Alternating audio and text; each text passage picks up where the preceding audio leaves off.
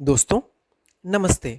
आज हम लोग एनसीईआरटी की क्लास 8th की इंग्लिश की बुक हनी ड्यू की यूनिट 3 के chapter glimpses of the past के क्वेश्चन आंसर्स पढ़ने जा रहे हैं। इससे पिछले वीडियो में हमने इस चैप्टर को वर्ड टू वर्ड एक्सप्लेन किया हुआ है, जिसका लिंक मैं डिस्क्रिप्शन बॉक्स में नीचे दे दूंगा। तो आइए पढ़ते हैं glimpses of the past question and answers. इसमें सबसे पहले कॉम्प्रिहेंशन चेक।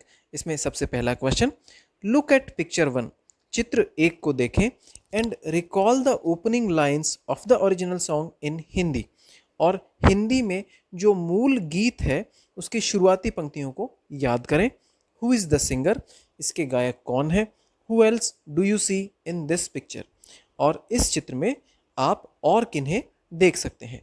तो इसका आंसर कुछ इस तरह से होगा, the opening lines of the Hindi song are, Hindi गीत की शुरुआती पंक्तियां इस तरह से हैं।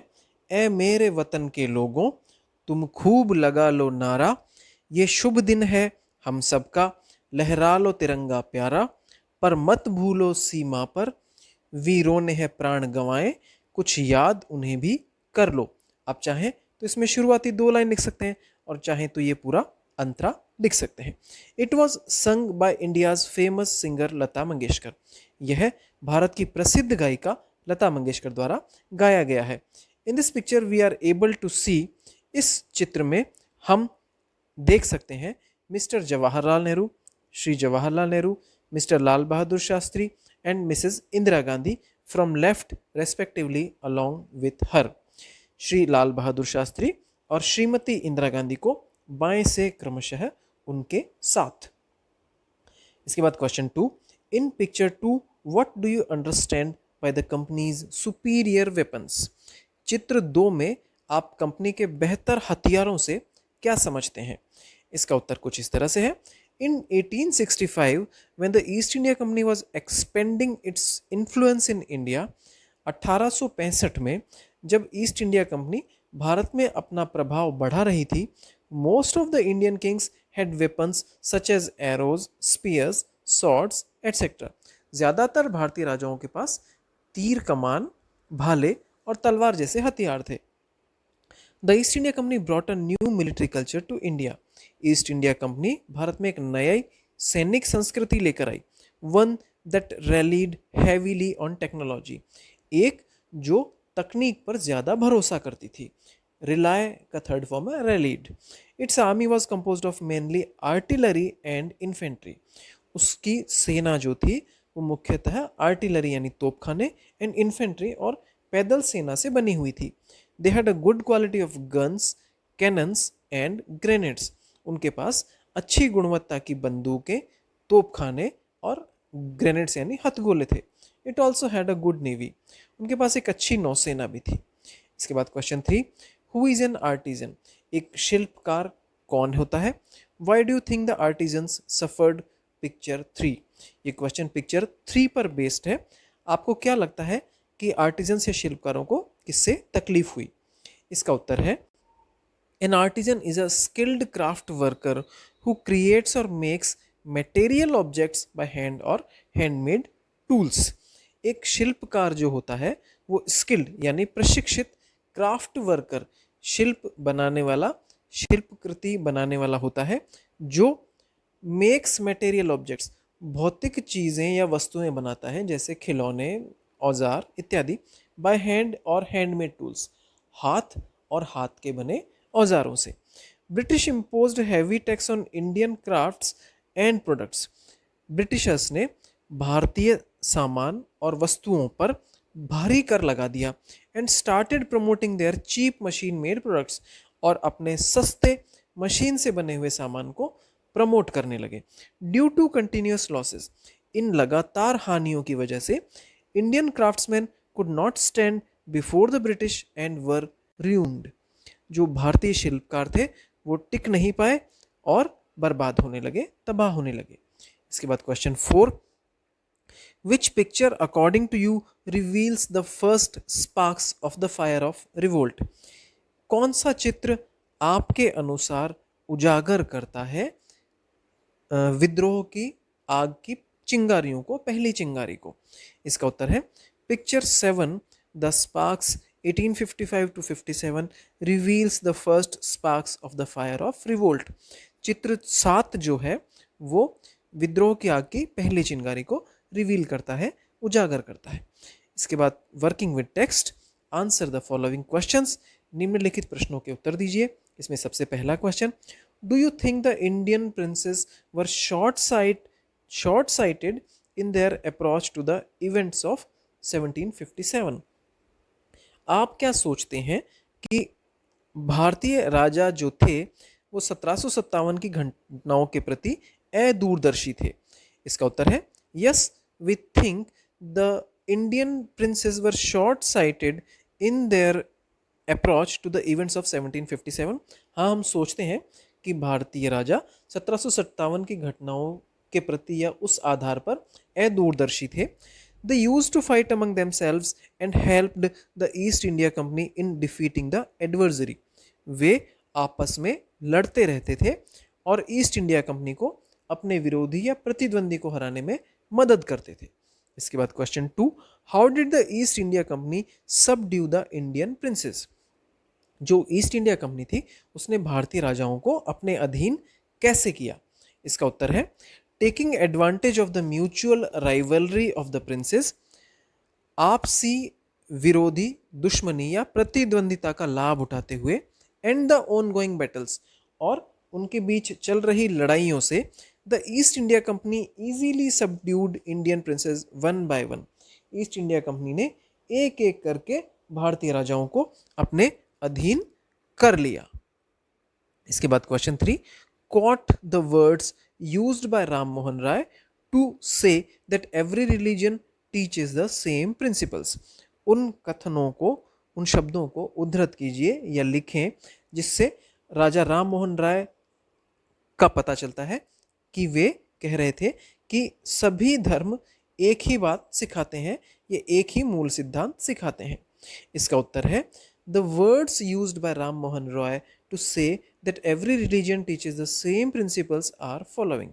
शब्द जो राजा राम मोहन राय द्वारा कहे गए कि हर धर्म एक ही मूल तत्व या एक ही मूल सिद्धांत सिखाता है, निम्नलिखित हैं। Cows are of different colors but the colors of their milk is the same. गाय अलग अलग रंगों की होती है लेकिन उनका दूध एक ही रंग का होता है, एक जैसा होता है। Different teachers have different opinions, अलग अलग अध्यापकों की अलग अलग राय होती है।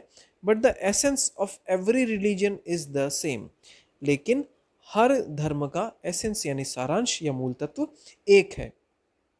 इसके बाद question 4, in what ways did the British officers exploit Indians? किस तरह से ब्रिटिश अफसर भारतीयों का शोषण करते थे? इसका उत्तर है the British officers exploited Indians in following veg. British officer भारतीयों का निम्नलिखित तरह से, निम्नलिखित तरीकों से शोषण करते थे। इसमें सबसे पहला, they imposed heavy taxes on peasants. उन्होंने भारतीय किसानों पर बहुत भारी कर लगाए हुए थे। They also removed the import duty on goods coming from England to India.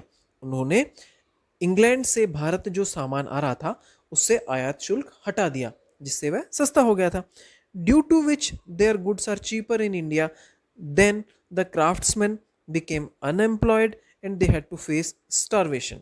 जिससे उनका सामान भारत में सस्ता हो गया तो भारतीय शिल्पकार जो थे वो बेरोजगार हो गए और they had to face starvation यानी उन्हें भूखमरी का सामना करना पड़ा। All their rules were self interested. उनके जितने भी नियम थे सब स्वार्थी थे, खुद के फायदे के लिए थे। Even if it exploits Indians, चाहे इससे भारतीयों का शोषण ही क्यों ना हो। इसके बाद क्वेश्चन 5, नेम दीज पीपल। उन लोगों के नाम बताइए।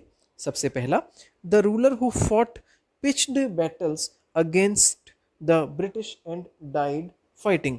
उस शासक का नाम जिसने अंग्रेजों से घमासान लड़ाइयाँ लड़ी और लड़ते लड़ते मर गए।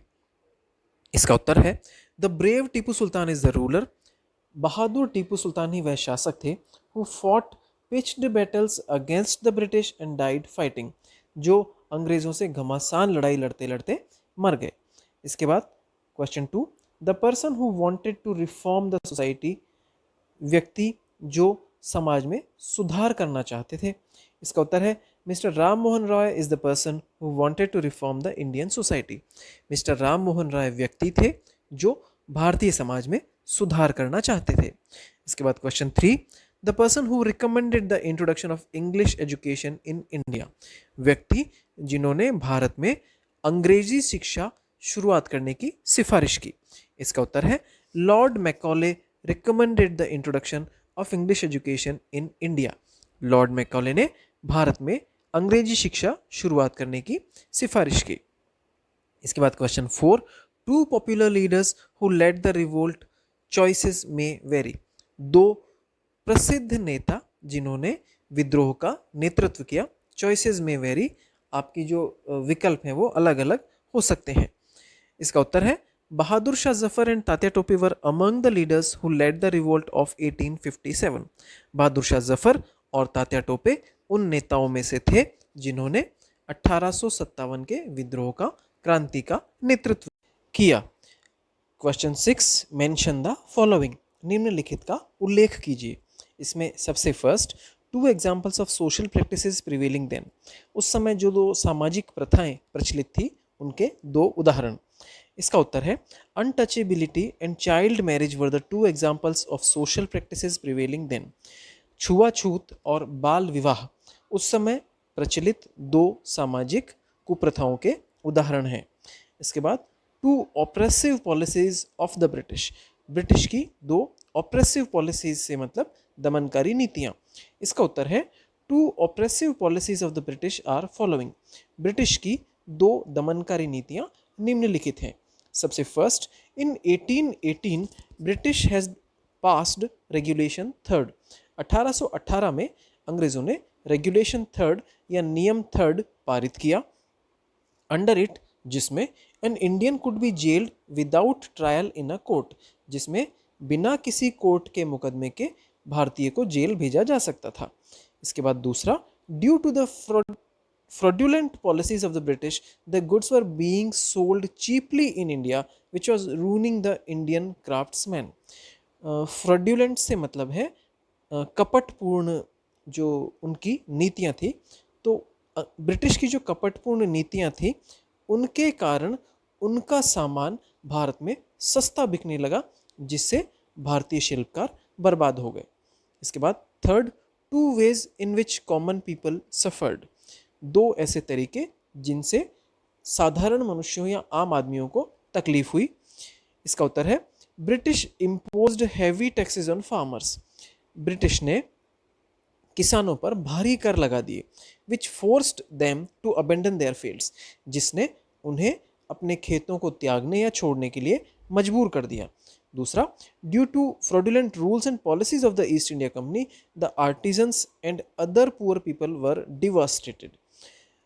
ब्रिटिश ईस्ट इंडिया कंपनी की कपटपूर्ण नियमों और नीतियों के कारण जो शिल्पकार और दूसरे गरीब लोग थे वो डिवास्टेटेड यानी भूखे मरने लगे। इसके बाद question 4, 4 reasons for the discontent that led to the 1857 war of independence. 4 कारण बताइए जिनकी वजह से असंतोष कारण बना 1857 के स्वतंत्रता के युद्ध का। इसका उत्तर है 4 रीजन्स, 4 कारण फॉर द डिसकंटेंट, असंतोष के, that led to the 1857 war of independence are following, जो कि 1857 के युद्ध के कारण बने, स्वतंत्रता के युद्ध के कारण बने, आर फॉलोइंग निम्नलिखित हैं। सबसे पहला कारण, in 1855 the Santhals in Bengal who had lost their lands under new land rules became desperate and revolted। 1855 में बंगाल के जो संथाल थे उन्हें नए जमीन के नियमों के कारण अपनी जमीनें खोनी पड़ी थी। वो काफ़ी दुस्साहसी हो गए और उन्होंने विद्रोह कर दिया। इसके पश्चात दूसरा, Indian soldiers in the East India Company received slower promotions and lower pay allowances than the British soldiers. East India Company में भारतीय सैनिकों को ब्रिटिश सोल्जर्स की तुलना में धीमा प्रमोशन यानी धीमी पदोन्नति मिलती थी और इसके अलावा कम वेतन भत्ते मिलते थे। Due to which they were dissatisfied, जिसकी वजह से वे असंतुष्ट थे। Apart from this, Indian soldiers also considered sending them across the sea by the British as anti-religious. इसके अलावा भारतीय सैनिक अंग्रेजों द्वारा समुद्र पार भेजा जाने को धर्म के विरोध में मानते थे, इसलिए भी वे असंतुष्ट थे। इसके बाद तीसरा कारण, most of the Indian soldiers were vegetarians. ज़्यादातर भारतीय सैनिक शाकाहारी थे। When they came to know, जब उन्हें पता चला, that the grease on the bullet that they had to bite, जो बुलेट के ऊपर की ग्रीस उन्हें दांत से काटनी पड़ती है, contained fat of cows and pigs, उसमें गाय और सुअर की चर्बी है। दे वर डिसकंटेंटेड, वे असंतुष्ट हो गए, उनमें असंतोष की भावना पैदा हो गई। और चौथा कारण क्या था? Many landlords had to lose their land due to British policies. Landlords यानी काफ़ी जो जमींदार और जागीरदार थे, उन्हें ब्रिटिश पॉलिसीज़ के कारण अपनी ज़मीनें खोनी पड़ी, विच एंगर्ड देम, जिससे उनमें गुस्सा था। इसके बाद वर्किंग विद लैंग्वेज का part, change the following sentences into indirect speech. यहाँ पर डायरेक्ट स्पीच में कुछ सेंटेंसेस दिए गए हैं, इन्हें हमें इनडायरेक्ट स्पीच में चेंज करना है। डायरेक्ट स्पीच और इनडायरेक्ट स्पीच एक ग्रामर का एक अच्छा टॉपिक है, जिसे हम लोग कुछ दिनों बाद एक अच्छा वीडियो के रूप में आपको प्रस्तुत करेंगे। अभी आपको सिर्फ संक्षिप्त में इतना बता दूं कि यदि कोई व्यक्ति किसी दूसरे कहे हुए व्यक्ति के वचनों को या बात को सीधा बिल्कुल अक्षरशः या लिटरली उसी तरह से कहता है जैसा उसने कहा है, तो यह डायरेक्ट नरेशन होती है।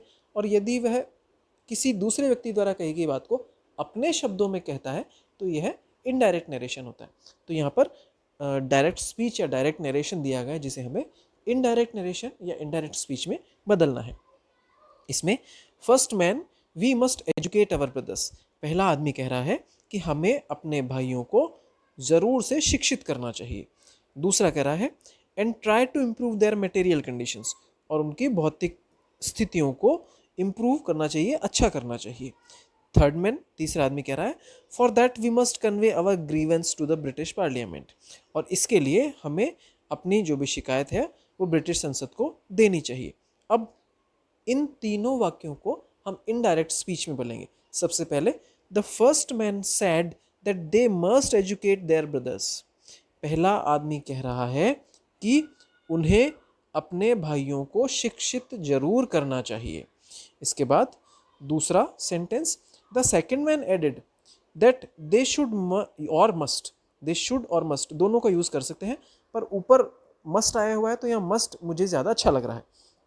तो दे शुड और must try to improve their material conditions, कि उन्हें उनकी भौतिक स्थितियों को इम्प्रूव करना चाहिए, उसमें सुधार करना चाहिए। द थर्ड मैन सजेस्टेड, तीसरा आदमी सुझाव दे रहा है that they must convey their grievances to the British parliament, कि उन्हें अपनी शिकायत ब्रिटिश संसद को कन्वे यानी प्रेषित करनी चाहिए। इसके बाद दूसरा sentence, first soldier the white soldier gets huge pay mansions and servants. अब ये वापस से डायरेक्ट स्पीच है। पहला सैनिक कह रहा है कि गोरे सैनिकों को बड़ा वेतन मिलता है, मेंशन महल मिलते हैं, एंड सर्वेंट्स नौकर मिलते हैं। दूसरा सोल्जर कह रहा है डायरेक्ट स्पीच में, we get a pittance and slow promotions, हमें पिटेंस यानी अल्प पारिश्रमिक एंड स्लो प्रमोशंस धीमी पदोन्नति मिलती है। थर्ड सोल्जर, तीसरा सैनिक कह रहा है, who are the British to abolish our customs, British कौन है, अंग्रेज कौन है जो हमारे परंपराओं को खराब करने पे, नष्ट करने पे तुले हुए हैं। अब इन तीनों सेंटेंसेस को हम इनडायरेक्ट स्पीच में कन्वर्ट करेंगे। सबसे पहला, the first soldier said that the white soldier got huge pay mansions and servants, पहला सैनिक कहता है कि गोरे सैनिकों को ज़्यादा तनख्वाह, महल और नौकर मिलते हैं। दूसरा, द सेकेंड सोल्जर रिमार्क्ड, यहाँ पर हमने सेड को रिमार्क में चेंज किया। The second soldier remarked that they got a pittance and slow promotions, दूसरा सोल्जर रिमार्क कर देता है या बताता है कि उन्हें पिटेंस यानी अल्प पारिश्रमिक एंड स्लो प्रमोशंस धीमी पदोन्नति मिलती है। द थर्ड सोल्जर आस्क्ड, तीसरा सोल्जर पूछता है, who the British were to abolish their customs, British या अंग्रेज कौन है जो हमारी परंपराओं को बर्बाद करते हैं। इस तरह से आज हमने इस चैप्टर के क्वेश्चन आंसर्स कंप्लीट किए। इससे संबंधित यदि आपको कोई भी समस्या सुझाव है तो कृपया कमेंट बॉक्स में ज़रूर लिखें। और यदि आपको वीडियो अच्छा लगे तो इसे लाइक और चैनल को सब्सक्राइब ज़रूर करें। वीडियो देखने के लिए आपका बहुत बहुत धन्यवाद।